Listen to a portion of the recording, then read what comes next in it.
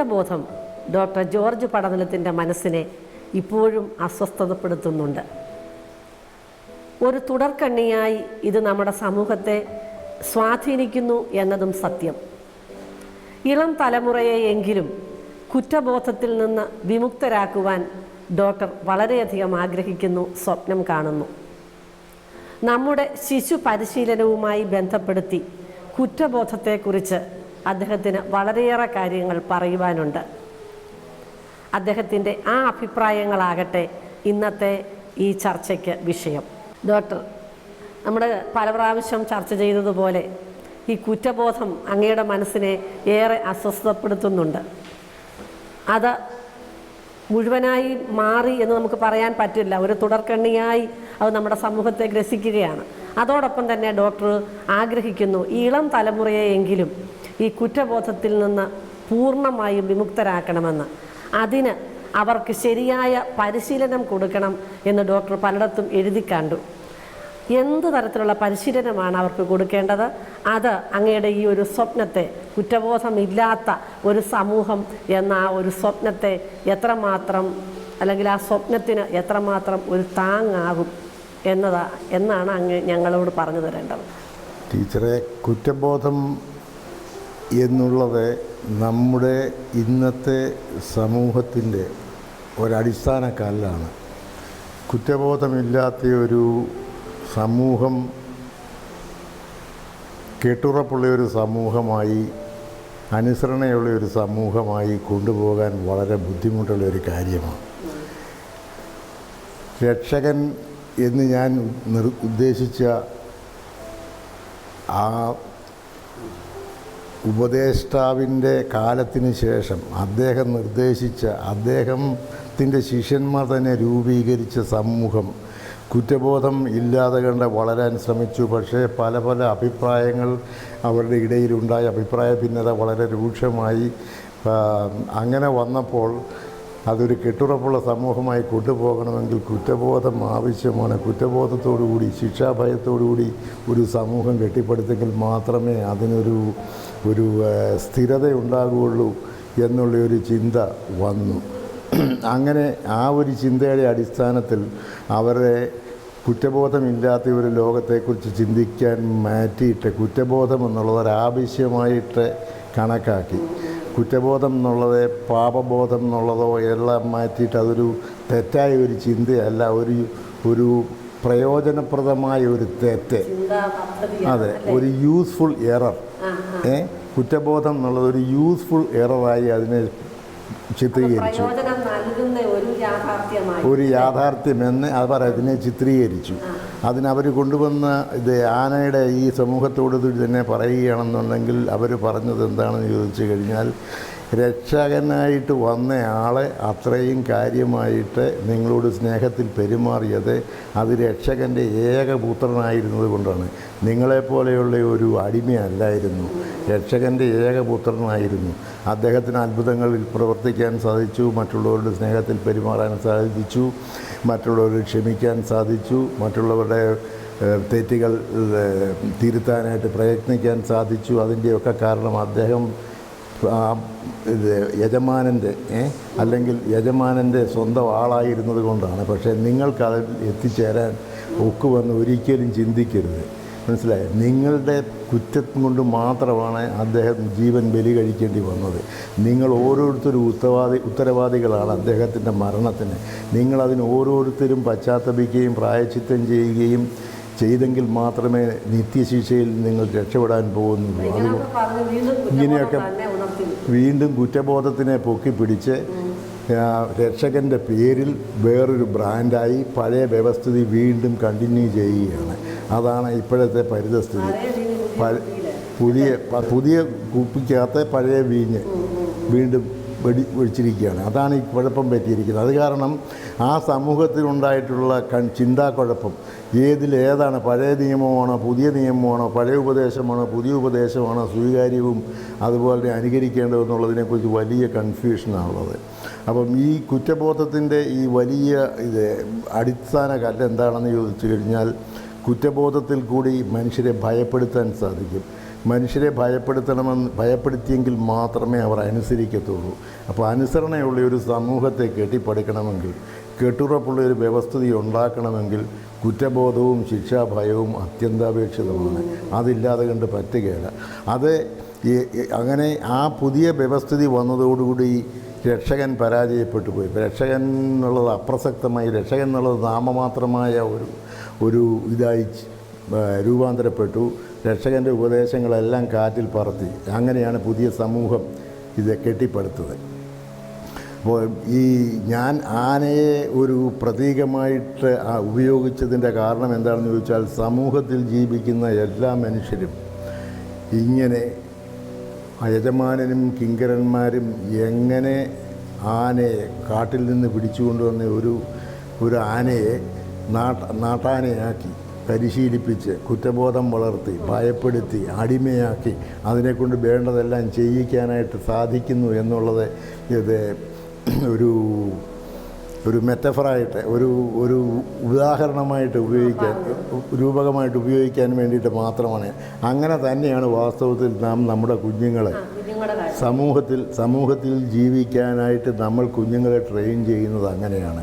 കാരണം എന്താണെന്ന് ചോദിച്ചു കഴിഞ്ഞാൽ, ഒരു ഗർഭസ്ഥ ശിശു, ആരോഗ്യവതിയായ ഒരു അമ്മയുടെ ഗർഭത്തിലിരിക്കുന്ന ഒരു ശിശുവിൻ്റെ മാനസികാവസ്ഥ എന്താ? ഞാനും എൻ്റെ അമ്മയും അതെ ഒന്ന്, അല്ലെങ്കിൽ ഞാനും അതിൻ്റെ ചിന്ത എന്ന് വെച്ചാൽ ഞാനും എൻ്റെ അമ്മയും ഒന്നാണ്. എൻ്റെ അമ്മയ്ക്കുള്ളതല്ല എനിക്കുള്ളതല്ല എൻ്റെ അമ്മയ്ക്കുള്ളതാണ്. ഞാനാണ്. ആ മാനസികാവസ്ഥയാണ്. ആ മാനസികാവസ്ഥ തന്നെയാണ് കാട്ടിൽ സ്വതന്ത്രമായിട്ട് നടന്നിരുന്നവൻ ആനയുടെയോ അല്ലെങ്കിൽ ഒരു കുറുക്കൻ ആരുടെയാണെങ്കിലും ശരി, മനുഷ്യരാൽ ബന്ധിക്കപ്പെടാത്ത ഒരു മൃഗത്തിൻ്റെയോ ഒരു ചിന്താഗതി അതാണ്. അതേസമയം പെട്ടെന്നുണ്ടാകുന്ന ഈ ചതിക്കുഴിയിൽ ആന വീണതുപോലെയാണ് പ്രസവത്തിൻ്റെ സമയത്ത് കുഞ്ഞിനുണ്ടാകുന്ന ആ ഒരു പരിതസ്ഥിതികളുടെ ആ എൻവയറൺമെൻറ്റിൽ ഉണ്ടാകുന്ന വ്യത്യസ്തത വളരെ കഠിനമായ ശക്തമായ ഒരു വ്യത്യസ്തതയാണ്. സുഖപ്രദമായി നല്ല വാം അറ്റ്മോസ്ഫിയറിൽ സന്തോഷപ്രദമായി കഴിഞ്ഞിരുന്ന അതിനെ പെട്ടെന്ന് തള്ളി പുറത്തിറക്കി അപരിചിതരുടെ ഇടയിലേക്ക് അതിനെ തള്ളി ഇറക്കുകയാണ്. അതിനൊരിക്കലും മനസ്സിലാകുന്നില്ല. അതിന് പ്രായപൂർത്തിയായതുകൊണ്ടും അതിന് തന്നെത്താൻ ജീവിക്കേണ്ട സമയമായതുകൊണ്ടും അത് വിചാരിക്കുന്നത് അതെന്തോ തെറ്റ് ചെയ്തു, സംതിങ് ഹാപ്പൻഡ്. ആ ചതിക്കുഴിയിൽ വീണ ആനയുടെ അനുഭവം തന്നെയാണ്. Something terrible happened. I am not what I am anymore. Something happened. എന്നാ സംഭവിച്ചുവെന്ന് അതിന് യാതൊരു നിശ്ചയവുമില്ല. പക്ഷേ അത് കഴിഞ്ഞ് അതിന് പരിചരണം കൊടുക്കുന്ന ഒരു സ്നേഹത്തോടുകൂടി അതിനോട് പെരുമാറുകയാണെന്നുണ്ടെങ്കിൽ അതിന് കുറച്ചുകൂടെ സമാധാനവും സന്തോഷവും ഉണ്ടായെന്ന് വരാം. പക്ഷേ പെരുമാറ്റം വളരെ വികൃതമായിട്ടോ വളരെ പീഡനാപരമായിട്ടോ ആണെന്നുണ്ടെങ്കിൽ ആ കുഞ്ഞിനുണ്ടാകുന്ന ആഘാതം വളരെ ശക്തമായിരിക്കും. അത് കഴിഞ്ഞിട്ട് കുഞ്ഞ് എന്താണ് എന്ന് അതിന് ഒരു ബോധ്യം ഉണ്ടാകുന്നത്, അതിൻ്റെ ശരീരത്തെക്കുറിച്ച് തന്നെ അതിനൊരു ബോധ്യം ഉണ്ടാകുന്നതിന് മുമ്പ് തന്നെ സാധാരണയായി പരിഷ്കൃത രാജ്യങ്ങളിലും എവിടെയാണെങ്കിൽ അതിൻ്റെ ഒരു പ്രതീകമായിട്ട് കുഞ്ഞിൻ്റെ അരയിൽ എന്തെങ്കിലും ഒരു അരക്കച്ച കിട്ടിക്കും. കാരണം എന്താണെന്ന് ചോദിച്ചു കഴിഞ്ഞാൽ അതിൻ്റെ വിസർജ്യ വസ്തുക്കളെ അവിടെ ചുറ്റും വീഴാതിരിക്കാനും ഒക്കെ ആയിട്ട്. പക്ഷേ ആ കവറിങ് ആ കുഞ്ഞിനെ വളരെ അസ്വസ്ഥമാക്കുന്നുണ്ട്. അതേ പിടിച്ച് വലിക്കുകയൊക്കെ ചെയ്യുകയാണെന്നുണ്ടെങ്കിൽ അന്നേരപ്പോഴായിരിക്കും ആരെങ്കിലും അതിനെ മാറ്റുന്നത്. അപ്പോൾ എന്തെങ്കിലും അസ്വസ്ഥത പ്രകടിപ്പിച്ചാൽ മാത്രമേ അതിന് അറ്റൻഷൻ കിട്ടത്തുള്ളൂ എന്നുള്ള ഒരു ചിന്ത മനസ്സിലായി. അസ്വസ്ഥത, കരയുന്ന കുഞ്ഞിനെ പാലുള്ളൂ എന്ന് നമ്മൾ പിന്നീട് പറയാറുണ്ട്. പക്ഷേ കുഞ്ഞ് പഠിക്കുന്ന ഒരു പാഠമാണ്. അസ്വസ്ഥത സൃഷ്ടിക്കുക, പരിചാരകരിൽ അസ്വസ്ഥത സൃഷ്ടിക്കുക, അസ്വസ്ഥത കാണിക്കുക, അതിന് വിശക്കുമ്പോഴത്തേക്ക് കരയുമ്പോഴത്തേക്ക് കുഞ്ഞിന് വിശക്കുന്നല്ലോ എന്നും പറഞ്ഞ് ആരും പോയി ചിലപ്പോൾ പാൽ കൊടുത്തു. കുഞ്ഞ് കരയുമ്പോഴത്തേക്ക് പെട്ടെന്ന് എടുത്തു കുഞ്ഞിനെ മുല കൊടുക്കുകയോ അല്ലെങ്കിൽ എന്തെങ്കിലും കുടിക്കാൻ എന്തെങ്കിലും കൊടുക്കുകയോ എന്തെങ്കിലും ഭക്ഷണം കൊടുക്കുകയോ. അപ്പോൾ കരയുന്ന അതായത് അസ്വസ്ഥത മറ്റുള്ളവരിൽ സൃഷ്ടിക്കുന്ന ആളിന് മാത്രമേ ശ്രദ്ധ കിട്ടത്തുള്ളൂ എന്നുള്ള ആ ഒരു ബാലപാഠം കുഞ്ഞും പഠിക്കുകയാണ്. അത്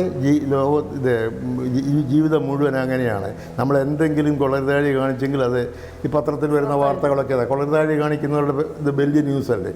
നല്ലത് വല്ലതും ചെയ്യുന്ന വല്ലവരുടെയും വാർത്ത പത്രത്തിൽ വരാറുണ്ട് ഇല്ല. അപ്പം അങ്ങനെ എന്തെങ്കിലും വികൃതി കാണിച്ചെങ്കിൽ മാത്രമേ ശ്രദ്ധ കിട്ടത്തുള്ളൂ എന്നുള്ള ഒരു ബാലപാഠം കുഞ്ഞ് പഠിക്കുന്നത് കൊണ്ട് കുഞ്ഞ് നീതി നടക്കാൻ തുടങ്ങുമ്പോൾ മുതൽ എന്തെങ്കിലും മോനെ അത് ചെയ്യരുത് എന്ന് പറയുകയാണെങ്കിൽ അത് തന്നെ ചെയ്യാൻ അതിനൊരു താല്പര്യം. അതിൻ്റെ കാരണം എന്നാണെന്ന് വെച്ച് കഴിഞ്ഞാൽ മറ്റുള്ളവരത് ചെയ്യുന്നുണ്ടല്ലോ. ഉദാഹരണമായിട്ട് 2 വയസ്സുള്ള ഒരു കുഞ്ഞ് അല്ലെ 3 വയസ്സുള്ള ഒരു കുഞ്ഞ് അമ്മയുടെ കൂടെ ഇരുന്ന് കൗച്ചയിലിരുന്നുകൊണ്ട് ടി വി കണ്ടുകൊണ്ടിരിക്കുകയാണ്. അമ്മ ഈ റിമോട്ട് കൺട്രോൾ എടുത്ത് കളിക്കുന്നു. ടി വിയിലെ സീൻസൊക്കെ മാറുന്നു, നല്ല രസകരമാണ്. അമ്മ സന്തോഷിക്കുന്നു, കുഞ്ഞിനും സന്തോഷം തോന്നുന്നു. അപ്പോൾ ആ കുഞ്ഞ് അമ്മ അവിടുന്ന് പോയി കഴിയുമ്പോഴത്തേക്ക് എടുത്ത് ആ റിമോട്ട് കൺട്രോൾ എടുത്ത് പതുക്കെ എല്ലാം അമർത്താൻ തുടങ്ങും. അമ്മ അത് കാണുകയാണെങ്കിൽ ഓടി വന്ന് കുഞ്ഞിൻ്റെ കയ്യിൽ നിന്ന് റിമോട്ട് കൺട്രോൾ എടുത്ത് മാറ്റി വെക്കും. അത് കഴിഞ്ഞ് എന്തൊരവസരം കിട്ടുമ്പോഴത്തേക്ക് ആ കുഞ്ഞ് വീണ്ടും പോയി ആ റിമോട്ട് കൺട്രോൾ എടുക്കും. അത് വീണ്ടും ഇങ്ങനെ ഞെക്കുന്നത് കാണുമ്പോൾ അമ്മയ്ക്ക് ദേഷ്യം വരും. നിന്നോട് പറഞ്ഞതല്ലേ ചെയ്യരുതെന്ന്, ഇത്ര അനുസരണ ഇല്ലാത്തത് എന്നാണ്, അതാ ഇതാന്നെല്ലാം പറഞ്ഞ് കുഞ്ഞിനെ ഒന്നും മനസ്സിലാകുന്നില്ല അമ്മ എന്നതായി പറയുന്നതെന്ന്. പിന്നെയും അത് ചെയ്യുകയാണെന്നുണ്ടെങ്കിൽ കുഞ്ഞിനെ ചിലപ്പോൾ ശിക്ഷിച്ചൊരു കോർണറിൽ കൊണ്ട് ഇരുത്തി കഴിഞ്ഞേച്ച് റിമോട്ട് കൺട്രോൾ എടുത്ത് ഒരു രീതിയിൽ എത്താത്ത ഒരു സ്ഥലത്ത് കൊണ്ട് വെക്കും. അപ്പോഴാ കുഞ്ഞിൻ്റെ വിചാരം എന്നാ, എന്ത് തെറ്റാണ് ഞാൻ ചെയ്തത്, എന്തോ തെറ്റ് ഞാൻ ചെയ്തു, മറ്റുള്ളവർക്ക് മുതിർന്നവർക്കെടുത്ത് കളിക്കാവുന്ന ഒരു കളിപ്പാട്ടം എന്തുകൊണ്ട് എനിക്ക് കളിച്ചുകൂടാ. അപ്പോൾ ആ കളിപ്പാട്ടം എന്തോ വിലപ്പെട്ടതാണ്, അത് കിട്ടിയെങ്കിൽ മാത്രമേ എനിക്ക് സന്തോഷം ഉണ്ടാകത്തുള്ളൂ. വേറെ എത്ര കളിപ്പാട്ടം ആ കുഞ്ഞിൻ്റെ കൈ കൊടുത്തു കഴിഞ്ഞാൽ പോലും ആ കുഞ്ഞിന് സന്തോഷം തോന്നുകയില്ല. എങ്ങനെയെങ്കിലും ആ കളിപ്പാട്ടം, ആ റിമോട്ട് കൺട്രോൾ കയ്യിൽ എത്തി അതിനിഷ്ടം പോലെ ബട്ടണുകൾ അമർത്തി ആ രംഗങ്ങൾ മാറ്റിയെങ്കിൽ മാത്രമേ അതിന് സന്തോഷം ഉണ്ടാകത്തുള്ളൂ. അപ്പം ഈ തെറ്റ് തന്നെ വീണ്ടും വീണ്ടും ആവർത്തിച്ചെങ്കിൽ മാത്രമേ അമ്മയുടെ ശ്രദ്ധ കിട്ടത്തുള്ളൂ. അതേസമയം ഈ കുഞ്ഞ് ആ കോർണറിൽ മാറി മേലാൽ റിമോട്ട് കൺട്രോളിൽ തൊടത്തില്ല, നല്ല കുഞ്ഞായിട്ടിരിക്കുകയാണെങ്കിൽ ആ കുഞ്ഞിനൊരു അറ്റൻഷനും അമ്മയുടെ നിന്ന് അതിൻ്റെ പേരിൽ കിട്ടാൻ പോകുന്നില്ല. അപ്പോൾ ഈ കൂടുതൽ ആൾക്കാരെ ഈ തുടർച്ചയായിട്ട് ഒരേ ക്രൈം തന്നെ പ്രായമായി കഴിഞ്ഞ ആളുകൾ ഒരേ ക്രിമിനൽ സ്വഭാവം കാണിക്കുന്നത് അറ്റൻഷന് വേണ്ടിയിട്ടാണ്, അവരുടെ സ്നേഹത്തിന് വേണ്ടിയിട്ടുള്ള ഒരു ദാഹമാണത്. അവരാഗ്രഹിക്കുന്നത് ഒരു സ്വല്പം attention. No attention is some attention is even bad attention is better than no attention എന്നാണ് സൈക്കോളജിസ്റ്റ് പറയുന്നത്. നമുക്കെല്ലാവർക്കും നമ്മളെ ഈ ക്രിമിനൽസ് തെറ്റ് ചെയ്യുന്നതിൻ്റെ ഒറ്റ കാരണം ശ്രദ്ധ ആകർഷിക്കുക എന്നുള്ളതാണ്. അത് ചെറുപ്പത്തിലെ പരിശീലിപ്പിക്കുന്നതാണ്. അത് ഏത് രീതിയിൽ പരിശീലിപ്പിക്കുന്നു എന്നുള്ളതിന് എത്ര ക്രൂരമായ ഒരു പ്രബോധനമാണ് കൊടുക്കുന്നതോ അത്ര കഠിനമായ ഭാവി കുറ്റക്കാരായിട്ട് അവർ തീരും. അതേസമയം സ്നേഹത്തിൽ അതിനെ സമീപിച്ച് അങ്ങനെ ചെയ്യരുത് എന്നൊക്കെ പറഞ്ഞ് കാണിക്കുകയാണെന്നുണ്ടെങ്കിൽ അതിനോട് അത്ര വലിയ പ്രതികരണം ഉണ്ടാകത്തില്ല. അപ്പം എന്തിനെങ്കിലും നമ്മൾ വേണ്ട എന്ന് വെക്കുകയാണെങ്കിൽ വാട്ട് യു റെസിസ്റ്റ് പെർസിസ്റ്റ് എന്നാണ് പറയുന്നത്. അതായത് നമ്മൾ എന്തിനെങ്കിലും വേണ്ട എന്ന് നമ്മൾ ചിന്തിക്കുകയാണെങ്കിൽ, അതും പ്രത്യേകിച്ച് വേറൊരാളുടെ നിർബന്ധം കൊണ്ട് നമ്മൾ എടുക്കരുതെന്ന് പറയുകയാണെങ്കിൽ അത് എടുക്കണമെന്ന് നമുക്ക് വലിയ ഇതാണ്. ആ ആഗ്രഹം വളരെ ഇതാണ്, എതിർക്കുക എന്നുള്ളത്. അതായത് നമ്മുടെ സ്വാതന്ത്ര്യം, നമ്മുടെ മൗലികമായ സ്വാതന്ത്ര്യത്തെയാണ് ചോദ്യം ചെയ്യുന്നത്. അപ്പോൾ നമ്മൾ ഡിസിപ്ലിൻ ചെയ്യുന്നത് കുഞ്ഞിൻ്റെ മൗലിക സ്വാതന്ത്ര്യത്തെ ചോദ്യം ചെയ്യുക. അതൊരിക്കലും അത് സ്വീകരിക്കത്തില്ല. അത് സ്വീകരിക്കുന്നെങ്കിൽ ഭയം കൊണ്ട് മാത്രമേ ഉള്ളൂ. ഭയത്തിൽ കൂടി മാത്രമേ കുഞ്ഞിനെ വീട്ടിലെ ഒരു നല്ല കുഞ്ഞായിട്ട് വളർത്താൻ സാധിക്കത്തുള്ളൂ. അപ്പം ആ കുഞ്ഞ് അങ്ങനത്തെ ഒരു സാമൂഹ്യ വ്യവസ്ഥിതിയായിപ്പോയി നമ്മളുടേത്. നമുക്ക് സ്വതന്ത്രമായിട്ട് ഒറ്റയ്ക്ക് ജീവിക്കാനായിട്ട് പ്രയാസമാണ്. നമ്മളുടെ പ്രായമാകുന്നവരെ ഒരു 10-15-12 വയസ്സാകുന്നത് വരെയെങ്കിലും നമ്മൾ മറ്റുള്ളവരെ ഡിപ്പെൻഡ് ചെയ്തേ ഒക്കത്തുള്ളൂ. നമ്മുടെ സുരക്ഷിതത്വത്തിനും വേണ്ടി നമുക്ക് ഡിപ്പെൻഡ് ചെയ്യണം. അപ്പം അങ്ങനെയുള്ളപ്പോഴത്തേക്ക് അങ്ങനത്തെ ഒരു സാമൂഹ്യ വ്യവസ്ഥിതിയായത് കാരണം ഈ സമൂഹത്തിൽ നമ്മൾ ഒരു നല്ല പൗരനായി ജീവിക്കാൻ നമ്മളെ കരുപ്പിടിപ്പിക്കേണ്ടത് ഉത്തരവാദപ്പെട്ടവരുടെ ചുമതലയാണ്. അപ്പോൾ അവരെ കർത്തവ്യം അത് നിർവഹിക്കുന്നിടത്തോളം കാലം കുറ്റബോധം ഉണ്ടായിരിക്കും. അപ്പോൾ ഈ കുറ്റബോധം ഉണ്ടാകുന്നതിൻ്റെ കുഴപ്പം, അതിനകത്തെ പ്രശ്നം എന്താണെന്ന് ചോദിച്ചു കഴിഞ്ഞാൽ, നമ്മുടെ ശരീരം, ഞാൻ മുമ്പേ പറഞ്ഞു, നമ്മുടെ ശരീരത്തെ രണ്ടായിട്ട് അതായത് ഗുഹ്യഭാഗങ്ങൾ മറച്ചു വെച്ചും മറ്റു ഭാഗങ്ങൾ തുറന്നു വെച്ചും ഇങ്ങനെ സാധാരണ കുഞ്ഞുങ്ങളെ നടത്താറുണ്ടല്ലോ പൊതുവേ. ഈ പാശ്ചാത്യ രാജ്യങ്ങളിൽ ഇപ്പോൾ കുറവാണത്, പക്ഷേ പണ്ട് അവിടെയും അങ്ങനെയായിരുന്നു. ഇപ്പം നമ്മുടെ രാജ്യത്തും പണ്ടൊക്കെ അങ്ങനെയായിരുന്നു. ഇപ്പോൾ കുറേയൊക്കെ കുഞ്ഞുങ്ങൾ കുടുംബമൊക്കെ ഇടിച്ച്. എന്തായാലും ശരിയാണ്, നമ്മുടെ ശരീരത്തിൽ എന്തോ വ്യത്യാസമുണ്ട്, ഒരു ഭാഗം മറ്റതിൽ നിന്നും എന്തോ വ്യത്യസ്തതയുള്ളതാണ് എന്നുള്ളൊരു ചിന്ത. അപ്പോൾ ആ ഒരു ഭാഗം ചെയ്യുന്ന എന്തോ മറ്റുള്ളവരിൽ നിന്നും മറച്ചു വയ്ക്കണമെന്നും മറ്റുള്ളവരത് അറിയരുതെന്നും എന്നുള്ള ഒരു ചിന്ത കുഞ്ഞിൻ്റെ മനസ്സിൽ നമ്മൾ തന്നെ ഉണ്ടാക്കി കൊടുക്കുന്നതാണ്. അപ്പോൾ ആ ചിന്തയിൽ നിന്ന് ഈ കുഞ്ഞിൻ്റെ മനസ്സും രണ്ടായിട്ട് വിഭജിക്കുക. ഞാൻ പറയുന്നത് എല്ലാം ശരിയായിരിക്കത്തില്ല, ഞാൻ ചെയ്യുന്നത് എല്ലാം ശരിയായിരിക്കത്തില്ല. ഈ ശിക്ഷണത്തിൽ കൂടി അത് പഠിക്കുന്നതാണ്. ഞാൻ ചെയ്യുന്നത് എല്ലാം ശരിയല്ല, ഞാൻ ചെയ്യുന്നത് എല്ലാം സ്വീകാര്യമല്ല, ഞാൻ ചെയ്യുന്നത് ചിലത് നല്ലതാണ്, ഞാൻ ചെയ്യുന്നത് ചിലത് തെറ്റാണ്. ഇങ്ങനെയുള്ള ഈ ഡൈക്കോട്ടമി എന്ന് പറയും. അതായത് രണ്ടായിട്ടുള്ള ഈ ചേരിതിരിവ് ഉണ്ടാകുന്നത് ഈ ശിക്ഷണത്തിൽ കൂടി ഉണ്ടാകുന്ന ഒരിതാണ്. അങ്ങനെ ഈ കുഞ്ഞുങ്ങളെ ഈ കുറ്റബോധത്തിൽ വളർന്നു കഴിയുമ്പോൾ അവരെ പുറത്ത് നോക്കുമ്പോഴത്തേക്ക് ബാക്കിയുള്ളവരെല്ലാം കുറ്റവാളികളായിട്ടാണ് തോന്നുന്നത്. കാരണം വെച്ചാൽ അതിൻ്റെ മനസ്സിലെ അതിനെക്കുറിച്ചുള്ള അതിൻ്റെ ധാരണയാണ് നമ്മൾ പുറത്ത് കാണുന്നത്. അതിൽ നിന്ന് വ്യത്യസ്തമായിട്ട് അതിനെ കാണാൻ നീ നിന്നെ തന്നെ മാത്രം, അതായത് ഈ ലോകമെന്ന് പറയുന്ന ഒരു മിററാണ്, മനസ്സിലായി? നമ്മളെ തന്നെയാണ് കാണുന്നത്. മറ്റുള്ളവരിൽ നന്മ കാണുന്നെങ്കിൽ നമ്മളിലുള്ള നന്മയാണ് കാണുന്നത്, മറ്റുള്ളവരിൽ ചീത്ത കാണുന്നെങ്കിൽ നമ്മളിലുള്ള ചീത്തയാണ്. അപ്പോൾ ഈ കുഞ്ഞ് കുറ്റബോധത്തോടുകൂടി വളരുന്ന ഈ കുഞ്ഞ് മറ്റുള്ളവരെല്ലാം കുറ്റവാളികളാണെന്നും ഈ കുഞ്ഞിനെ ശിക്ഷ അർഹിക്കുന്നുണ്ടെന്ന് തോന്നുന്ന കാര്യങ്ങൾ അവർ ചെയ്താൽ അവരും ശിക്ഷ അർഹിക്കുന്നുണ്ടെന്നും അതിന് യാതൊരു സംശയവുമില്ല. അങ്ങനെയാണ് ഈ തീവ്രവാദികളൊക്കെ ഇതാക്കുന്നത്. അതായത് അത് തെറ്റാണ്, അത് ചെയ്ത് അവരെ ശിക്ഷിച്ചേ ഒക്കത്തുള്ളൂ എന്നുള്ളത്, ശിക്ഷിക്കേണ്ടത് ഇവരുടെ കടമയാണെന്നുള്ളൊരു ചിന്തയാണ് ഇവർക്കുണ്ടാകുന്നത്. അപ്പോൾ അതൊക്കെ ആ പ്രബോധനങ്ങളൊക്കെ ചെറുപ്പത്തിലെ മനസ്സിൽ കയറുന്ന തെറ്റിദ്ധാരണകളാണ്. പക്ഷേ അതിൽ നിന്നൊക്കെ രക്ഷ പ്രാപിക്കണമെന്നുണ്ടെങ്കിൽ തന്നെത്താനെ ഇത് എൻ്റെ ഒരു തെറ്റിദ്ധാരണയാണ്. ഞാൻ ചെറുപ്പത്തിൽ എനിക്ക് നല്ല ബോധ്യമില്ലാതിരുന്ന സമയത്ത് തെറ്റെന്താ ശരിയെന്താ, അല്ലെങ്കിൽ ഇത് നല്ലതാണോ ചീത്തയാണോ എന്ന് എനിക്ക് തീരുമാനിക്കാൻ കഴിവുണ്ടാകുന്നതിന് മുമ്പുള്ള ഒരു കാലത്ത് ഞാനെടുത്ത ചില നിഗമനങ്ങളിൽ നിന്നും ഞാൻ വാർത്തെടുത്തിയ ഒരു മനോഭാവമാണിത്. ആ മനോഭാവമാണ് എൻ്റെ പെരുമാറ്റത്തെ നിയന്ത്രിക്കുന്നത്. ആ മനോഭാവം മാറ്റുകയാണെന്നുണ്ടെങ്കിൽ എൻ്റെ പെരുമാറ്റം മാറ്റാം, എൻ്റെ സ്വഭാവം മാറ്റാം, എനിക്ക് കൂടുതൽ സന്തോഷത്തിലും സമാധാനത്തിലും ജീവിക്കാം, സംഘർഷം കുറഞ്ഞ് ജീവിക്കാം, സ്വർഗീയാനുഭൂതി അനുഭവിക്കാം എന്നൊരു ധാരണ, ഒരു കൺവിക്ഷൻ മനസ്സിൽ ഉണ്ടാകുകയാണെങ്കിൽ മാത്രമേ ഇതിൽ നിന്ന് രക്ഷപ്പെടാൻ സാധിക്കത്തുള്ളൂ. അതിൽ നിന്ന് രക്ഷപ്പെടുകയാണെന്നുണ്ടെങ്കിൽ നമ്മുടെ പരിശുദ്ധമായ പഴയ ആ നിർമ്മല മനസ്സിനെ വികലമാകുന്നതിന് മുമ്പുണ്ടായിരുന്ന ആ മാനസികാവസ്ഥയെ നമുക്ക് പ്രാപിക്കുകയും സമാധാനത്തിൽ ജീവിക്കുകയും ചെയ്യാം. സമൂഹത്തിൽ നല്ല മാറ്റങ്ങൾ ഉണ്ടാകണം എന്ന് നമ്മൾ ആഗ്രഹിക്കുന്നുവെങ്കിൽ ആ മാറ്റങ്ങൾ ആദ്യമായി പരിശീലിക്കേണ്ടത് ഇളം തലമുറ തന്നെയാണ്. കുറ്റബോധത്തിൽ നിന്നും വിമുക്തരായ ഒരു സമൂഹത്തെയാണ് നാം സ്വപ്നം കാണുന്നതെങ്കിൽ നമ്മളെ ഇളം തലമുറയ്ക്ക് നല്ല പരിശീലനം നൽകി അവരെ വളർത്തിയെടുക്കേണ്ടത് ഇന്നിൻ്റെ ആവശ്യമാണ്. കുറ്റബോധമില്ലാത്ത ദൈവിക ഊർജം നമ്മുടെ മനസ്സിൽ പേറുന്ന ഒരു സമൂഹത്തെ വളർത്തിയെടുക്കുവാൻ ഈ പരിശീലനം ഉപയുക്തമാകും എന്ന് വിശ്വസിക്കാം.